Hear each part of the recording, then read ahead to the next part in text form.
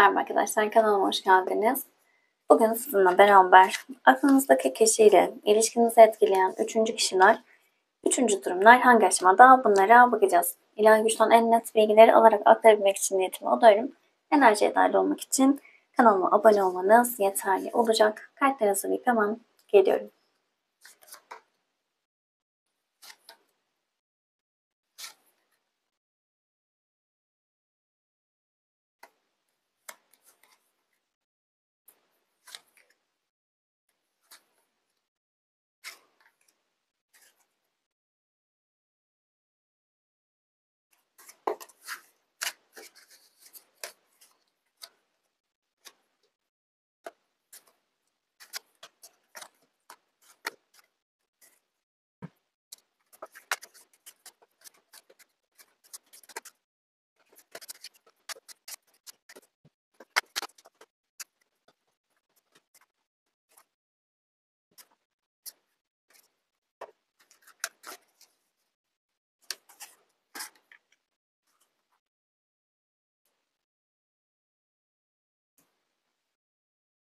Evet, kartlar hazır. Bütünün hayrın olsun.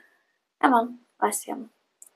Öncelikle aklınızdaki kişiyle üçüncü kişilerin arasında şu an neler oluyor dediğimizde adalet, titreşim, dağ, tattaret ve kupa kralı geldi.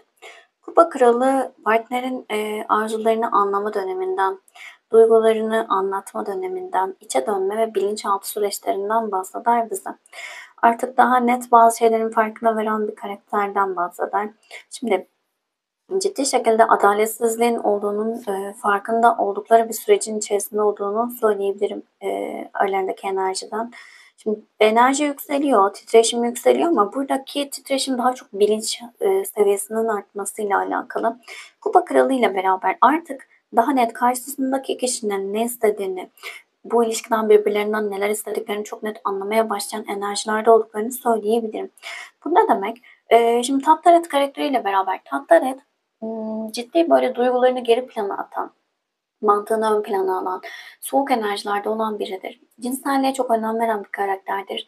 Ve Tattaret'in asıl böyle anlam olarak baktığımızda partnerinin işi ve parasını çok ciddi şekilde önemser. Yani kişinin karakterinden çok parası ve statüsü çok çok önemlidir. Şimdi bu noktada taraflardan biri duygusal olarak bu ilişkinin içerisinde girmişse de başlamış olsa bile burada çok net bir şekilde adaletsizliğin olduğunu, sorunların olduğunu, engellerin olduğunu, burada beklentilerin çok farklı olduğunun anlaşılmaya başlandığı bir sürecin içerisinde olduklarını söyleyebiliriz.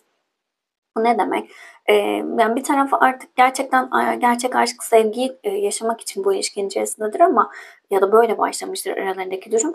Ama daha sonraki aşamada böyle olmadığı, daha çok paranın, isteklerin, başka arzuların ön planda olduğu bir ilişki olduğunun fark edildiği bir sürece doğru girilmiş olabilir. Bir taraf ciddi bir adaletsizlik yapmış ve buradaki sorunlar şu an çok ciddi şekilde aşılması gereken olarak sorunlar olarak geliyor. Hemen toparlarsam da şimdi aralarındaki enerji aslında tarafların bir istek ve arzularını gerçek manada gördükleri, birbirlerine karşı yapılan adaletsizlikler varsa bunların anlaşılmaya başlandığı ve gerçeklerin görülmeye başlandığı, bilinçlenmeye başlandığı bir sürecin içerisinde olduklarını söyleyebiliriz. Neden bu durumun içindeler? Buna bakalım. Tagral, Değnek Şövalyesi, pişmanlık, bir çare, çaba. Şimdi Değnek Şövalyesi'ne baktığımızda Değnek Şövalyesi fırtınalı süreçlere girmekten bahseder. Sabırsızlıktan bahseder. Şimdi bu noktada yakın geçmişte özellikle ilişkinin ilerlemesiyle ilgili ciddi çaba gerektiren, toparlanmasıyla ilgili ciddi çaba gerektirilen bir sürecin içerisinden geçilmiş olabilir. Çaresizlik çok fazla hissedilmiş olabilir. Yapılan bazı yanlışlıklar ilişkiye başlamakta olabilir. Bu ilişkinin içerisinde yapılan bazı durumlar da olabilir. Pişmanlık yaratmış olabilir. Çaresizlik çok ön planda diyebiliriz. İşaret eder ki şifacı ve zaman kovdu yanından bulutlara bakıyor hala. Yani ciddi bir çaresizlik, ne yapacağını bilememe durumu var. Ama bu noktada aslında çabalanırsa, yani emek harcanırsa, çaba gösterilirse aradaki soğukluğun ya da sorunların aşılabileceği bir süreçten geçirmiş. Ancak burada öyle bir enerji var ki Tagral'la narsist bir karakter ya da yani Tagral'da narsistlik de vardır ama tabii ki kolektif bir açılım olduğu için hepiniz de bu şekilde uyumlu olmayacaktır. Partneri aklınızdaki kişinin ya da işte üçüncü kişi diyelim çok net bir bencil enerjilerde sadece ben diyen, işte para isteyen, statü isteyen, kendini daha farklı alanlarda görmek isteyen, ben diyen enerjilerde biri olmuş olabilir. Yani burada aslında emek harcanıp bir şeyler düzeltilebilecekken bir tarafın sadece ben diyen enerjisinden dolayı bu enerji ortaya çıkmış ve şu anki enerjide baktığımızda da aslında gerçeklerin daha net anlaşılmaya, görülmeye başlandığı bir süreç ortaya çıkmış. Bu ne demek? Şimdi bir ilişkiye başlanmış, çok güzel bir şekilde başlanmış olabilir ama burada yapılması gereken fedakarlıkların, çabaların yapılması gereken süreçte bunun yapılmadığı, bir tarafın çok fazla vericiyken diğer tarafın sadece alıcı olduğu bir sürecin olduğunu, bu durumun yarattığı enerji de şu anki enerjide aralarındaki şu anki durumu ortaya çıkarmış. Bu ne demek? Adaletsizliğin olduğu ve ilişkide aslında iki tarafın da aynı beklentilerde olmadığının farkına varıldığı bir süreç. Şu an ciddi şekilde bir fırtınalı sürecin içerisindeler. Şimdi aklınızdaki kişinin amacı ne üçüncü kişiye karşı? Kılıç kraliçesi, yatan, sabretmek, kıskançlık ve dönüşüm. Onları hep kendilerinden sandılar diyor kıskançlık kartı. Şimdi burada çok net şunu söyleyebilirim. Öyle de çok ciddi bir kavganın, gürültünün, sıkıntılı, huzursuz süreçlerin olduğu bir süreçten geçiyorlar. Yatan kartı ciddi aile içerisinde ve beraberliklerde kavgadan, gürültüden, sıkıntılı, sorunlu süreçlerden bahseder. Şu an enerjisine baktığımızda aslında aklınızdaki kişi üçüncü kişiye karşı ciddi bir öfke durumu içerisinde diyebiliriz. Sabrediyor. Ne için sabrediyor? Aradaki değişip dönüşmesi gereken bazı durumlar var. Beklentiler var. Karşı taraf da kıskanıyor olabilir. Aklınızdaki kişi de bu kişiyle ilgili bazı şeyleri kıskanıyor olabilir. Ancak buradaki asıl durum kılıç kraliçesiyle beraber kendi inisiyatifini almak, kendi özgürlüğünü seçmek, bağımlılıktan kurtulma enerjisidir. Burada beklediği, almak istediği bir haber olabilir, değişip dönüşmesini istediği bir durum olabilir. Aklınızdaki kişi aslında bunu bekliyor. Beklediği bir şey var, sabrettiği ve bu sabretmeyle beraber karşılığında artık kavgayı, gürültüyü bitireceği, kendi özgürlüğünü seçeceği, net kararlar alacağı bir süreç bekliyor. Şu an bir sabır aşamasında, idare etme aşamasında gibi görünüyor. Üçüncü kişinin amacına buna bakalım. Ermiş, kale, tutku, kaygı, büyük hayaller.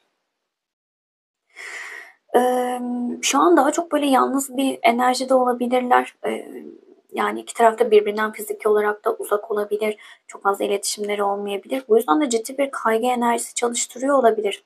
Ancak burada ciddi hayalleri var. Büyük hayallerinin olduğunu söyleyebiliriz. Aklınızdaki kişiyi kale gibi sağlam olarak görüyor. Maddi manevi sağlam görüyor olabilir. Onun yanında kendini güçlü hissediyor olabilir. Tutku kartıyla beraber şimdi burada iki durum olarak söyleyeceğim. Birinci durum aradaki o tutku enerjisi varsa ve tutkuyla kendisinde tutabileceğini düşünüyor olabilir. Ya da genel olarak böyle aralarında tutkunun olduğu güzel bir beraberliği devam ettirme isteği içerisinde olabilir. Ama şu anki enerjilerde daha çok yalnızlığın olduğu ve bir çözüm arayışının içerisinde olduğunu söyleyebiliriz. Kaygı var ama bir taraftan da güvendiği bazı şeyler var.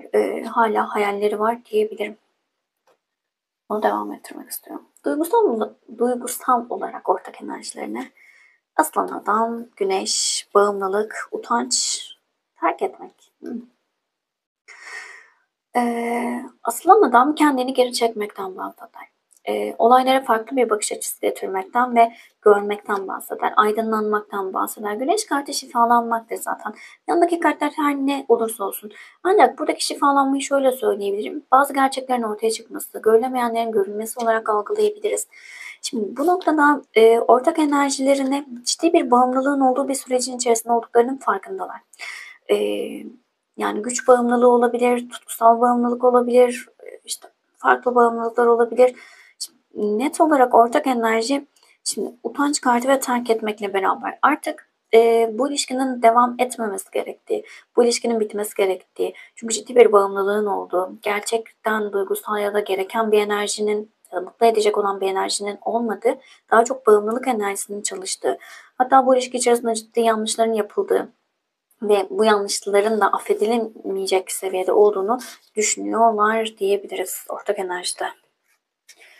Şimdi sizinle aklınızdaki kişinin ilişkisi hangi aşamada, buna bakalım. Kurban, mağdur, rakip, kale, deve ve ölüm. Buraya bir kart alacağım sadece. Bir tane. Tılsım kralı. Şimdi şöyle söyleyelim.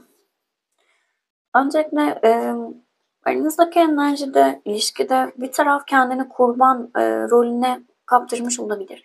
Yani bak ben işte bu kişiyle uğraşıyorum ama işte bak istediğim için değil, işte durumlar böyle, hep de benim başıma böyle şeyler geliyor denilen bir durum ortaya çıkarılıyor olabilir.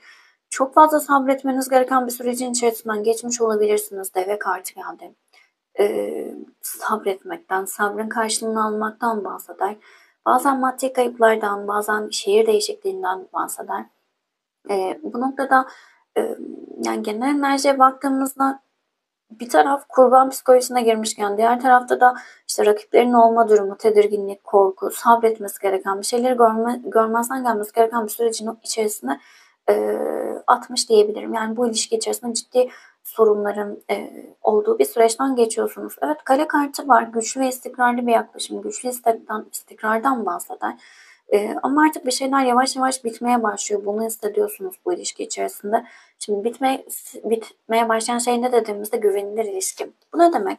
Aslında bu ilişkinin başında birbirinize karşı çok fazla güven duygusu içerisinde yaklaşmış olabilirsiniz. Örneğin şimdi bu videoyu izleyen arkadaşım karşınızdaki kişinin, aklınızdaki kişinin partner durumu, üçüncü kişi durumundan kaynaklı çok fazla sabretmeniz gereken, alttan almanız gereken, bir şeyleri görmezden gelmeniz gereken bir süreçten geçmiş olabilirsiniz. Size kurbanmış gibi davranan bir partneriniz olmuş olabilir. Sürekli rakiplerle, işte karşınızdaki o üçüncü kişi enerjisiyle muhatap olmak, uğraşmak zorunda kalmış olabilirsiniz. İsteğiniz ve arzunuz yüzünden sabretmiş olabilirsiniz. Güzel şeylerin olacağını, dönüşeceğini düşünmüş olabilirsiniz ama sizde artık yavaş yavaş biten şey güvenilir o enerjinin ortadan kalkması. Yani siz artık karşınızdaki kişi özellikle kurban rolündeyse şunun farkına varmaya başladığınız bir süreçtesiniz. Hayır, her şeyi değiştirebilecek güce sahipsin. Bunu yap dediğiniz ya da bunu yapmıyor, yapabilecekken bunu yapmıyor dediğiniz bir sürecin içerisinde olabilirsiniz. Bu da çok net diyebiliriz. Burada biraz sizin enerjinizde yani ortak enerjiye baktığımızda ilişkinizle ilgili daha çok güven duygusunun biraz yıpranmaya başladığı bir süreci ortaya çıkarmış.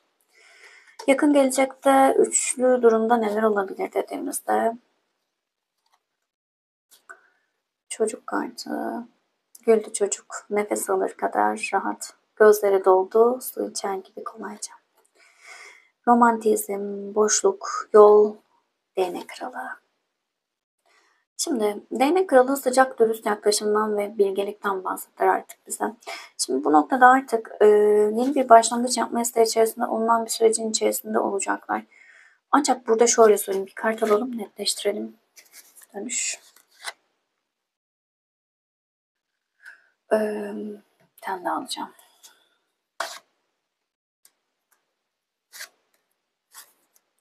Evet. Bu noktada özellikle öncelikle şunu söyleyeyim. Çocuk varsa arada, karşı tarafın çocukları varsa, ortak bir çocuk varsa bu noktada çocukla ilgili bazı kararlar alınacak olabilir. Yeni bir yol belirlenecek olabilir. Ciddi bir boşluk durumu olacak. Bu yeni başlangıçla ilgili ciddi bir dönüş enerjisi olacak. Yani taraflardan biri elini uzatacak olabilir. Bak işte sen böyle diyorsun ama işte şöyle yapabilirim, ben kendimden verebilirim, çabalayabilirim dediği bir sürecin içerisine geçirilecek olabilir. Yeni bir başlangıç yapılma isteği içerisinde olunacak. Yeni bir yol, yeni bir yön belirlenmek istenecek olabilir. Şimdi bu noktada değnek kralı bize sıcak dürüst yaklaşımlardan bahseder. Çektiğimiz kartlarda da şimdi buradaki durum ne dediğimizde, bu dönüş kartı ne? Neyi dönüyor, dönüşüyor dediğimizde. Şimdi burada ciddi şekilde kaybetme korkusunun fazlasıyla hissedildiği bir sürecin içerisine doğru girilecek. Tılsım dörtlüsü geldi. terk edilme korkusu, kaybetme korkusu ciddi bir ikilem ortaya çıkaracak ve kuşkunun fazlasıyla arttığı bir sürecin içerisinde olacaklar.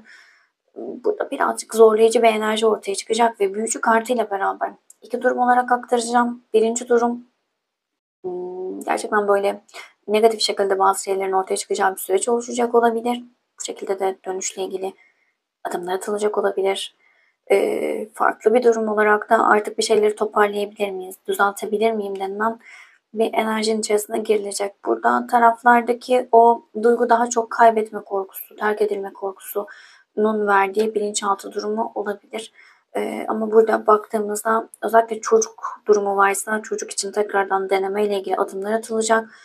Ya da çocuk haberiyle ilgili bir durum olabilir. Ya da burada artık yaşanılacak olan durum her neyse belki zaten arasındaki bazı kaybetme korkusu, kıskançlık ya da farklı bir durum ortaya çıkacak olabilir.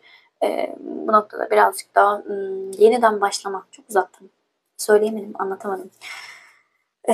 Yeniden başlama enerjileri daha yüksek görülüyor. Kolektif bir açılım, web siteyle uyumlanamayabilirsiniz. İçerisinden mesajlar almaya odaklanın. Enerjiler de her zaman değişebilir, bunu da unutmayın. Ama farklı bir negatif enerjinin de dahil olabileceği bir süreçten de bahsedecek olabiliriz büyücü kartıyla beraber.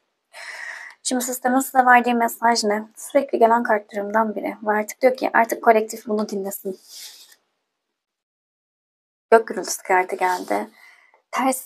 Düz geldi, davet mesajını veriyor bize ve diyor ki kartlarla çalışırken gök gürültüsü kartının ortaya çıkması size kaçak vahşi bir bizon sürüsüyle karşılaşmış gibi hissettirecek büyük bir değişimin gelişeceğini ima eder. Bunu iliklerinize kadar hissediyorsunuz ve olayları etkileyecek gücünüzün olmadığının da farkındasınız. Şimdi her şeye hazırlıklı olma zamanı, hayatınız bir macera ve harika fırsatlar şimdi geliyor.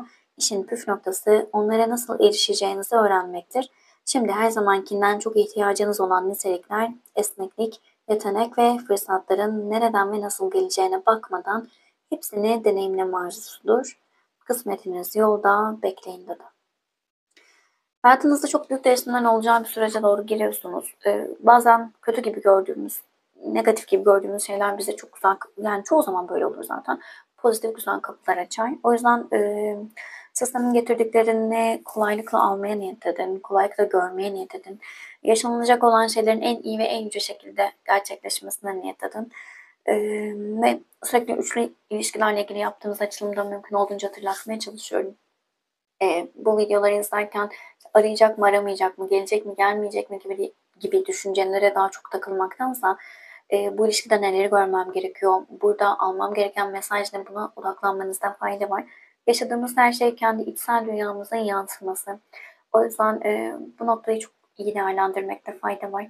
Kişiler değilse de hayatınızda bilinçaltınızdaki kodlamalar, inanışlar değişmedikten, inançlar değişmedikten sonra aynı olayları farklı kişilerle deneyimlemeye devam edersiniz. Kök inançlar değişiklik gösterir inançlar ama özellikle üçlü bir ilişkinin içerisindeyseniz kendinizi birinci sırada görmüyor olabilirsiniz. Gerçek bir ilişki istemiyor olabilirsiniz. Değersizlik duygunuz olabilir. O yüzden bu alanlara bakmanızda fayda var diyebilirim. Bu alanlarla ilgili bir bilinçaltı kodlamanız varsa değiştirip dönüştürmeye, şifalanmaya niyet etmenizde fayda var. Paylaşmadığım, paylaşılmadığım bir ilişki içerisindeyim diyebilirsiniz. Katkı sağlayacaktır size. Teşekkür ederim vakit ayırdığınız için. Başka videolarda görüşmek üzere. Hoşçakalın.